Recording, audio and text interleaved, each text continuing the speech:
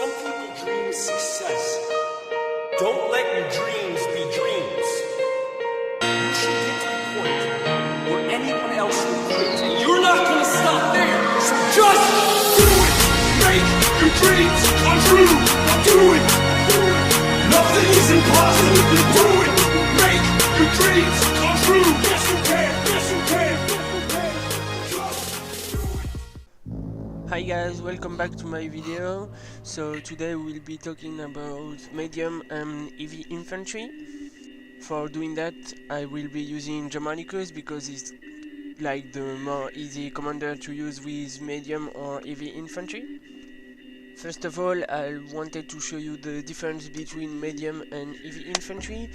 For the rest of the video I will be using the heavy one, and I will try to explain you the difference between heavy and medium infantry. The heavy one is better in all these stats apart from mobility, and that implies that if you need to rearrange your strategy or to counter on the order one of your order, with the medium infantry you have more heavy time of response than the heavy one. The heavy one need to be sent in one direction and never change about this. So for example, I don't know, I want to rush mid, I rush mid, boom, you can go back to different base if you decide to rush mid with heavy infantry. The next thing we're gonna talk about is the format combat formation. So right now on the screen you can see my unit of Roman infantry in format combat formation versus my friend unit with not in format combat formation.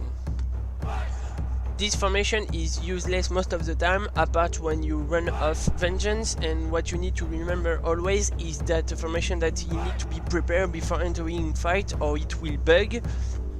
When you are in vengeance you need to have the most possible unit in contact with the enemy unit, so forget about the format formation combat that makes the first line of your unit fighting versus the enemy unit. So to maximize your damage you need to never enter in format combination if you have vengeance. And as you could see on the screen, the difference is even noticeable. Just forget about format combat formation.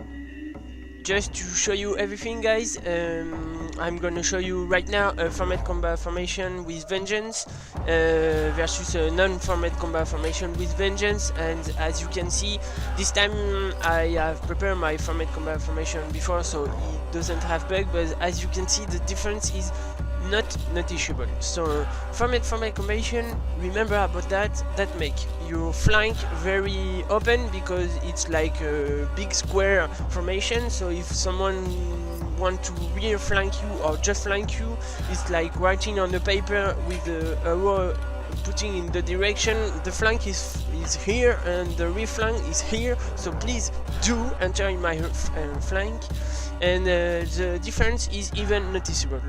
I will show you later on the clip just one reason why format combat is useful, but all the other reasons, just forget about it. This formation is shit and bug. As the dev don't fix it, is useless. Don't use it, never. The next thing we are going to talk about is the strike ability. Very few people know how to strike properly. The strike comes with your unit and it depends of it. You have two types of strike as they've called it. Damaging strike, vicious strike, parry, stab, and all these kind of strike. And we have all the utility strikes, so hamstring and slam, that make a debuff of speed movement on the enemy unit. The strategy that I'm going to show you is what every unit that have a buff on the melee attack damage need to do, always.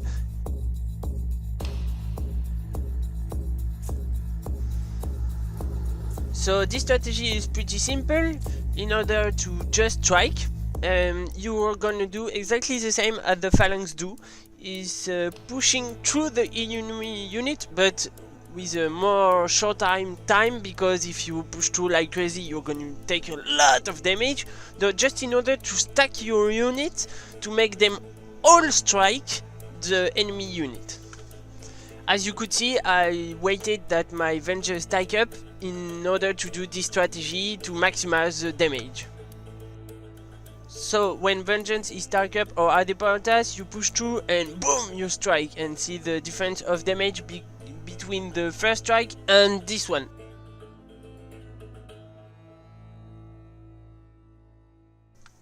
So again, push through and strike.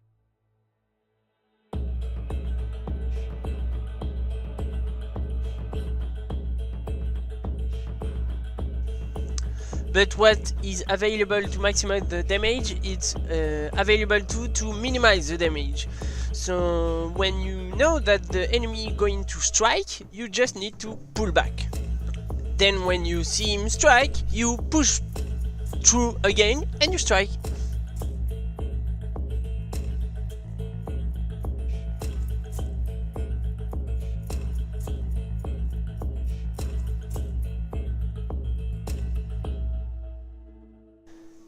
And then enter like a mini game between two sword infantry player. It's trying to bait the enemy strike and do the most damage of yours. So as you can see, sword infantry is more difficult to play than everyone thinks about it. It's not just I click it and I let him here, when I have the strike I strike. No, normally if in order to maximize your damage you need to do this strategy every time on every of your units engage.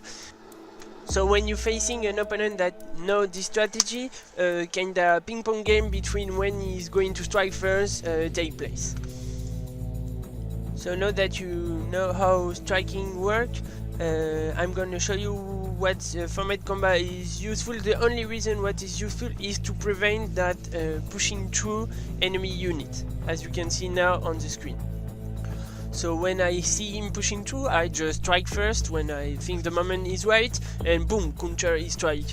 And so that's it. It prevents you that if you miss your strike, for example, it will only damage the first line of your unit and not all the back lines. So it's gonna minimize the damage of this strategy.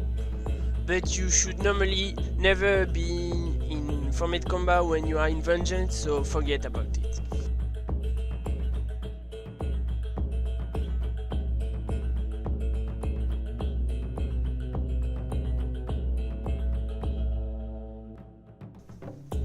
One of the last thing we are going to talk about is the difference between wins of units.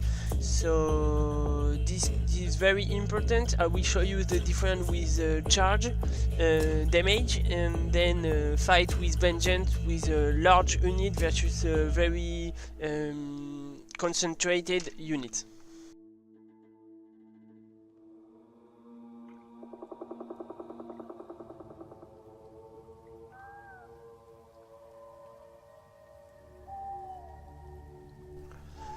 As you can see, more larger is the unit, more damage you will inflict with your charge, because more soldier will enter in contact of the enemy unit.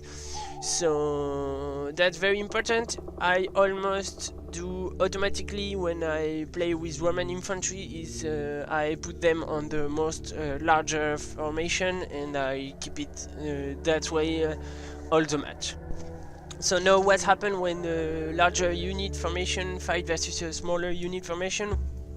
Then he wins, because a lot of the larger formation units are going to striking not on the front but on the side, so the melee defense the shield melee defense will not enter in the calculation of the damage.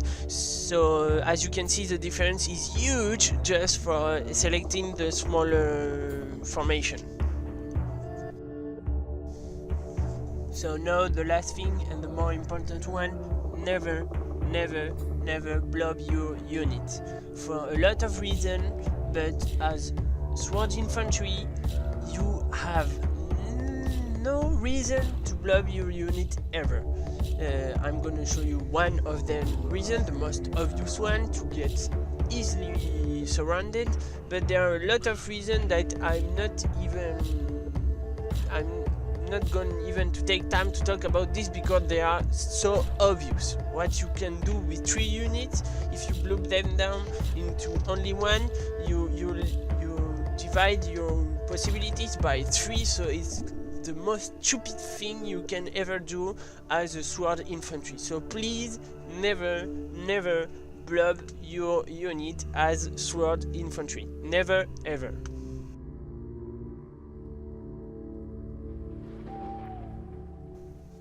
Oh, and one more important thing that I'm not going to show you in video because I'm sure you already have noticed, but when you have a 2 unit blob or when you are blob with an allies and you charge, when the charge enter into your allies, that make them knock back, and if they are knocked back they cannot move. So for example, if you see an archer going through your line to be safe of a cavalry charge, please don't charge the archer, because if you gonna charge him, he's gonna stop you and him, and he's gonna take the damage of the enemy cavalry charge. So that's a more reason to, when you see blobbing thing, don't charge, because you're gonna stop everyone. And as a sword infantry, your first job is to make a front line. And so every time you make a front line, try to open it at its maximum in order to maximize the free movement that can have ranged units behind the front line, and to make the enemy can take more time to surround yourself and your allies. So yeah, always try to open the front line and to make space between you and your allies. So that's it for the sword tutorial. I hope you like it. Stay tuned for more tutorial incoming, and please remember, never blob your unit. Thanks for watching and goodbye.